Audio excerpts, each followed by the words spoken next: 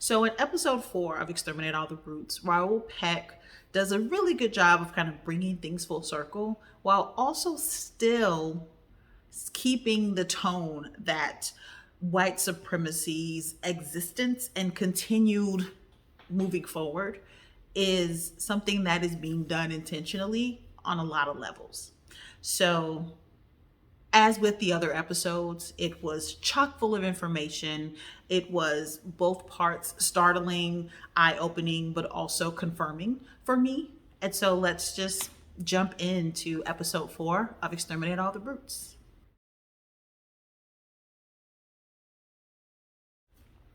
So, episode 4 of Exterminate All the Brutes did a really good job of coming full circle and kind of bringing us back to the initial idea of white supremacy and how its insidiousness is kind of a thread that really shows up in so many parts of society, and how people who benefit from white supremacy, how they propagate it and how they make sure that it continues because they benefit from it.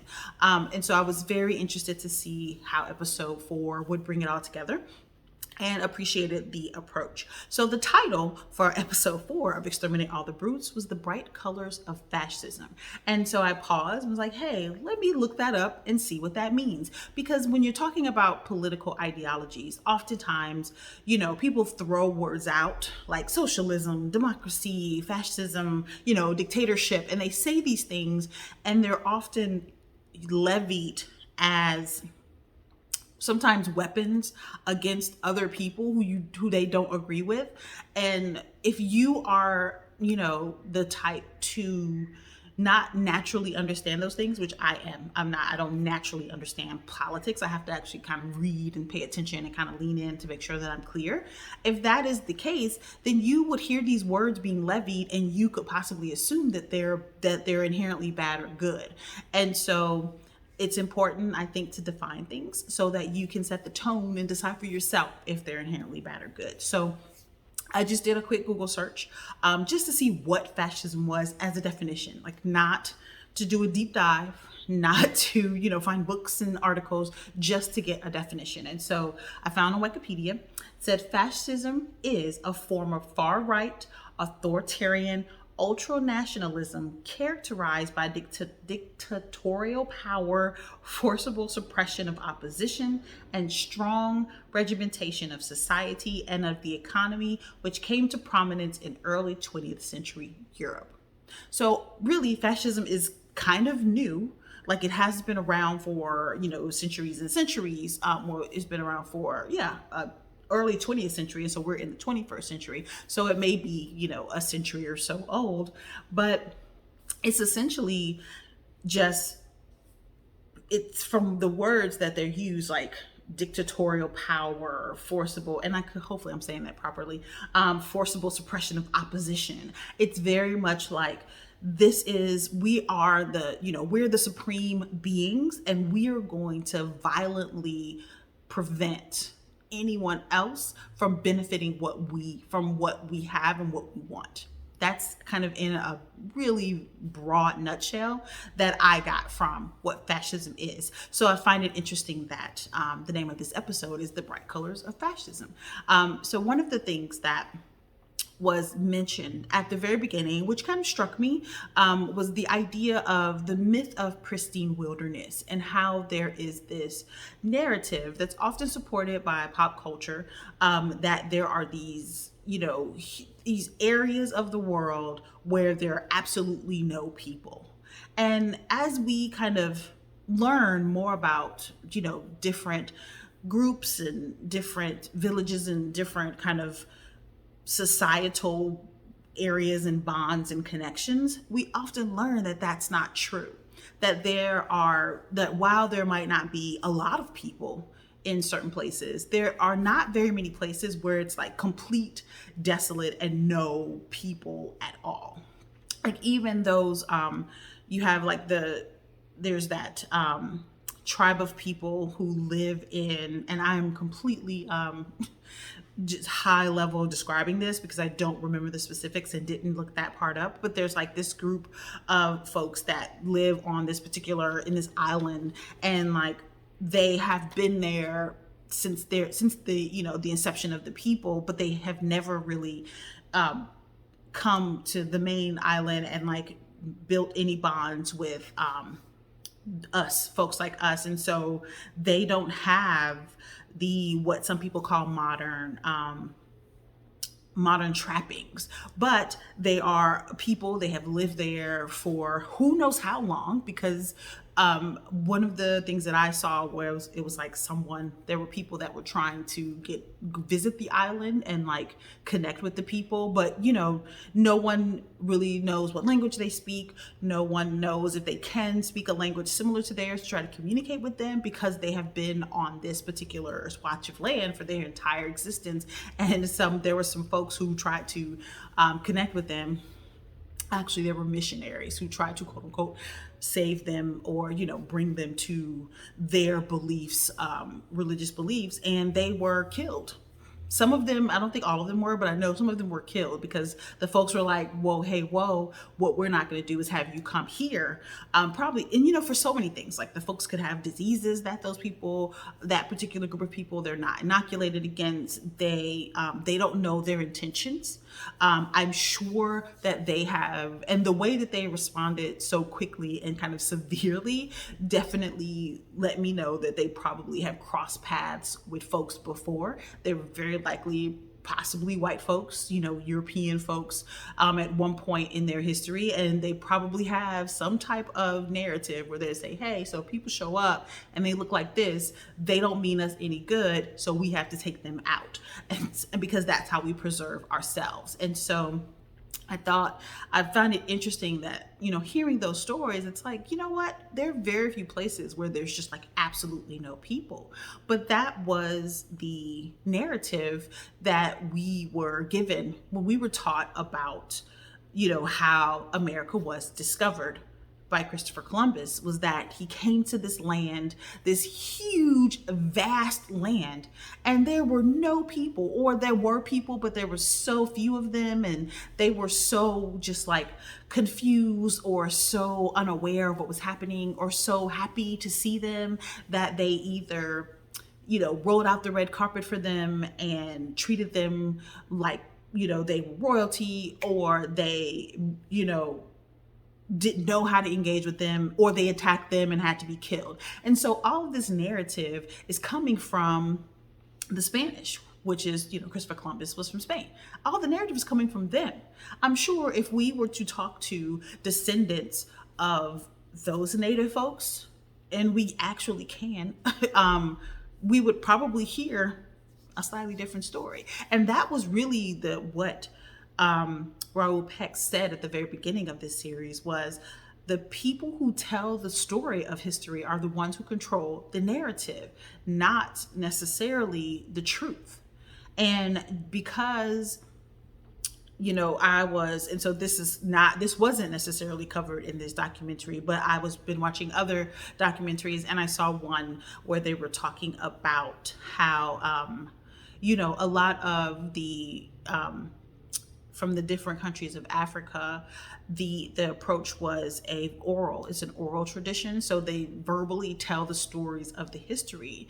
And so one of the ways that the Europeans were able to essentially remove the history was to force them to not do that. So physically, violently force them to stop telling the story of their people, and then basically say that it's not real or not true if it's not written down. But then no one wrote it down. So then a lot of that stuff is lost. But I'm sure that there are people who or at least in some instances, there are some people that could possibly give you more of an insight into what really happened. But would just be a matter of finding those individuals. And so, and from what I've seen and learned, that Native folks have a similar kind of oral tradition or a similar way of holding on to their histories that is not honored by Europeans, which is why when we're talking about white supremacy, they control the story. And so that is why things like this documentary are fantastic, because now we are starting to expand the narrative, and that's important. But I just thought it was interesting, the whole myth of pristine wilderness thing, and how that's really kind of a misnomer, because even the Americas weren't a pristine, untouched wilderness. It was a continent made up of communities. Now, the communities, were structured, they had their own unique structure and their own unique way of living based on where they were on the continent. But there were plenty of people here, which is why the Europeans had to show up, and show up with violence, because they either knew and or probably experienced those folks being like, so it's cool that you're here. Like, we're not going to tell you not to be here, but you can't tell us to leave, and that you own this land when we've been here way longer than you have. Like, that's not how that works. And so the only way for them to take over in the way that they did was through violence. And so one of the things that I found really interesting, but also maybe sobering, I don't know what the right word is. A lot of times I can't think of a good adjective, because a lot of this is just really awful. But there were the federal government, especially in out west, where kind of that whole idea of when people were moving from the more populated East Coast, which is where most people kind of came and settled, but then they start to strike out to the West. They, of course, encountered more native folks who had been out there their entire lives and that had been on this land. But the federal government paid people that they called Indian hunters $5 a head for every native person that they killed. And they paid out millions of dollars to people. So there are folks whose family's wealth, or whose family's money, and whether that is like whether they are wealthy to this day, or if it's just a matter of, well, we have this house that's been in our family for years, or we have this land, or we have this building or structure that is built off of the murder of the native population. Because if the government paid out millions of dollars, a lot of people probably got really wealthy by just deciding that they were going to go and kill people. Like, just thinking about that is just like, wow, that is awful. That's all I got. That's awful. And so it was because that was something that I had never heard of before. Now, I'm not surprised I didn't hear of it. I hear very little, almost nothing about the native population, even just in my area of, growing up in Atlanta, like did not hear very much about the native population, and really thought that everyone was Cherokee. Like, that was just, everyone is Cherokee, especially where we are. They're all, but that's not true. Like, when you start researching the different groups, there are different groups here. But you have to take it upon yourself to do that research, because when you're going to school and taking these classes that you're required to take to graduate, that's not in it. That's not covered. It's just that there's a native population here. The native population was moved through the Trail of Tears, which is, I think, glossed over just as much as the Middle Passage. Just the horrific way that took place. Like, they make it seem like, well, everyone just walked. We just walked everyone to Oklahoma or to wherever they were going in kind of the plains area, and it was rough just because of the time, and we were walking in the elements, but ultimately, it was just a trip. We just took a trip, and it's like, nah, that's not true. But again, when the people who are telling the narrative are the people who want to make themselves look good, they're going to leave out the details. And so I had never heard of this thing, and that was pretty terrible. But another thing that I thought was also quite sobering. So while they did spend a lot of time kind of talking about the native experience and how they were summarily murdered, because I suppose and I don't know for sure, and this wasn't necessarily said, but, the Europeans had already decided who they were going to enslave. They had already decided and invested in enslaving black people. Black people from the continent of Africa. They had already decided that. So when it came to, taking over land and the native people who were on that land, because that was their home, what they then decided was, we just have to kill them. We just got to get rid of them. Like, we're not going to try to enslave everyone. Like, we already got this, chattel slavery thing going over here. So why would we? And also, it was probably, I won't say easier, but it was probably more like there was already chattel slavery it was an industry. So there was already processes in place. There were already it was already a thing that was established. And so trying to change the industry by then deciding that we're going to now focus our energy on enslaving the native population who have been here, that is a different approach. And, if, I guess in their minds, if it ain't broke, so they just didn't. Now, that doesn't mean that they didn't do it at all, but they just didn't do it in mass. But, a genocide of a whole people is still like, it's still terrible, which is why in kind of one of the previous episodes, I thought it was very telling that the folks that are, and I'm looking at my notes, because you have the people that are here by virtue of of their own virtue, or have been, most notably kind of negatively affected long term were the native population that was already here, the black folks who were brought here against their will. So we're all the non-immigrants of this, because, and I said that before, and I still hold this to be true, when people say that the United States is a nation of immigrants, I always feel a twinge. I always feel, one, erased, because my people did not immigrate here. I so far have not been able to track my lineage to any of the countries where people did immigrate. So as far as I can tell, for my lineage, it is enslaved folks, or it was people who lived on the continent who were then enslaved and brought here. That's not immigration, that's kidnapping. The native population, they are the natives. They are from here. So they are the true Americans. So it's like, and these are the two groups that are most regularly erased through white supremacy. And to this day, people are erasing our populations. And so I was trying to find a particular quote, but of course I can never find notes when I'm looking for them in real time. But it was just, it was really off-putting just to kind of read about the hunters. But another thing that was, that I really appreciated was that the natives did resist. They did a thing called a ghost dance, which was basically them. It seemed like it was kind of, they were channeling their connection to the earth and the spirit to remove this scourge of white people from the land, from their homeland, so things could go back to the way that they were before.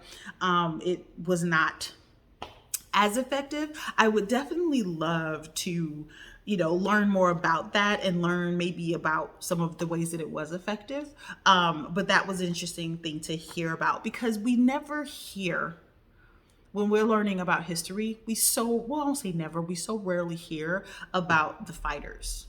We always hear about either the people who sided with the Europeans, because that, people are people. So there are some of the natives and even some of the enslaved, black folks, like they sided with the Europeans because it was for their best interest, whatever reason they did. Or you hear about the people that acquiesced.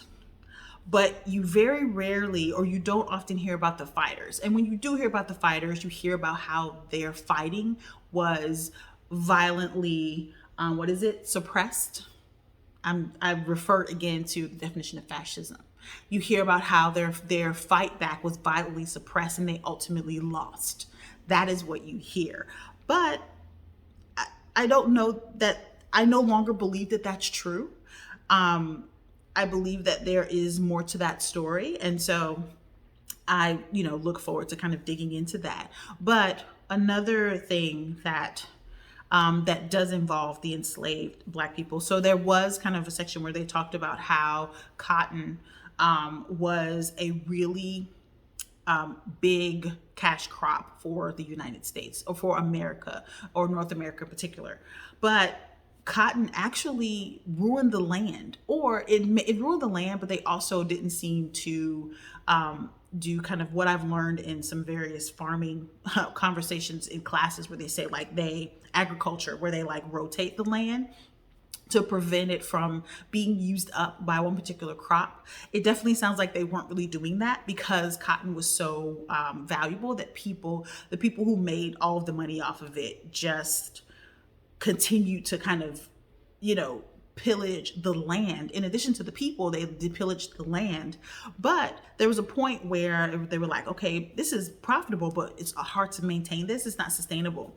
And so then they turned to, oh, well, you know what we have here? We have our own kind of personal, American cash crop, which are enslaved Africans. And so they used enslaved folks as collateral to make to buy homes. And at one point, the trafficking of enslaved Black people was more profitable than owning land, the banks, just railroads, factories, and gold products combined. So when you see Black people say things like, so our ancestors built this country, like, it's just just them was more profitable. So then the work that they were doing. So you have the people who were, commodified as product, but then you have the work that they were doing to support these industries like cotton, like rice, like these industries that they were supporting. Literally, this country was built on the bodies of Black people. Like there's no way around that. And it was built on the bodies, on the labor of Black people, but it was literally built on the bodies of Native folks because they were being killed to create these cities. So when you just think about the gravity of that, it is definitely not lost on me when I've heard someone say that folks that, white people kind of in just aggregate should be lucky that Black people, and I could see this could possibly also apply to Native people, only want equity and equality and don't want revenge. Because the level of ancestral, generational abuse that is like built up in our bones, and they try to we are two groups of people that have been able to not only survive, but thrive and continue to do so in spite of being actively hunted, actively murdered, or actively, run into the ground by white supremacy and the white people who benefited from it. And so one of the things that I thought was interesting was that at the end of the documentary, Raoul Peck says, there is kind of this conversation that happens where people talk about, well, why didn't we know this? Why didn't people know that these horrific things were happening? And he says, no, people knew.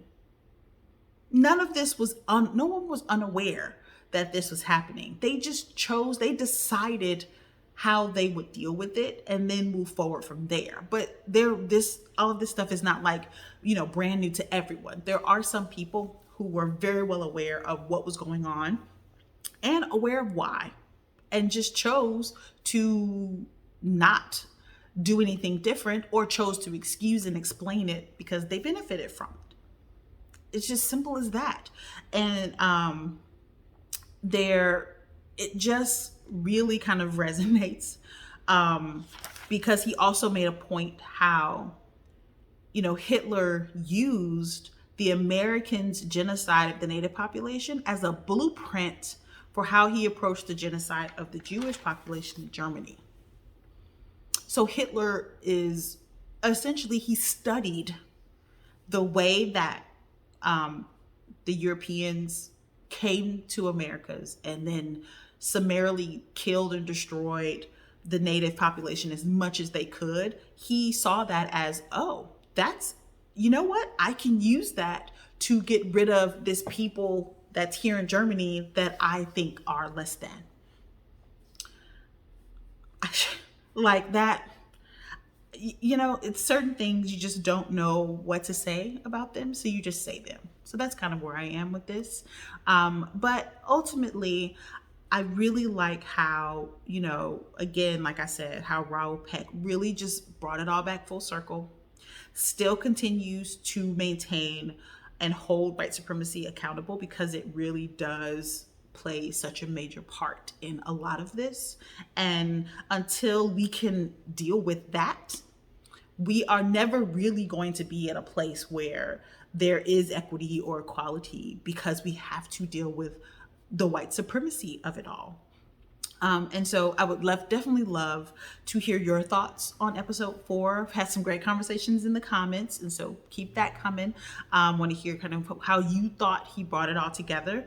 But I want to end on a quote that I like rewound a lot to write down, because when I heard it, it really struck me. One, really why I don't know that we're ever going to truly get rid of white supremacy, and even other ills. I don't know that we are, and this isn't the only reason, but I think it plays a part. And so this was directly quoted from the documentary. And so what Raoul Peck said was, in times of in times of despair, fear, and insecurity, people are looking for saviors. Any kind will do, but possibly one with easy sounding solutions that others will pay for. Like that's why we are where we are, and why we might have a tough time getting somewhere else. So let me hear your thoughts. Share them in the comments below. I would love to chat with you about what you thought, what you took from this documentary. Over all of the episodes. This is episode 4, kind of wrapping it up. But what did you take overall? Let's chat in the comments. And if you're not following me, so first of all, welcome. Thank you for tuning in. If you kind of found me by virtue of these videos, welcome. I talk about quite a few things as it relates to horror, sci-fi, and this falls under my true horror series, because the horror of, you know, the actions that made white supremacy are horrific, and so that's what I call historical horror. But if you haven't, give me a follow, join the community that I'm building over here that can kind of check out get into these conversations about horror, sci-fi, and all the things kind of in the middle. But yeah, I look forward to talking with you. I look forward to talking with you in my next video. And I look forward to chatting with you in the comments about Exterminate All the Brutes. Bye.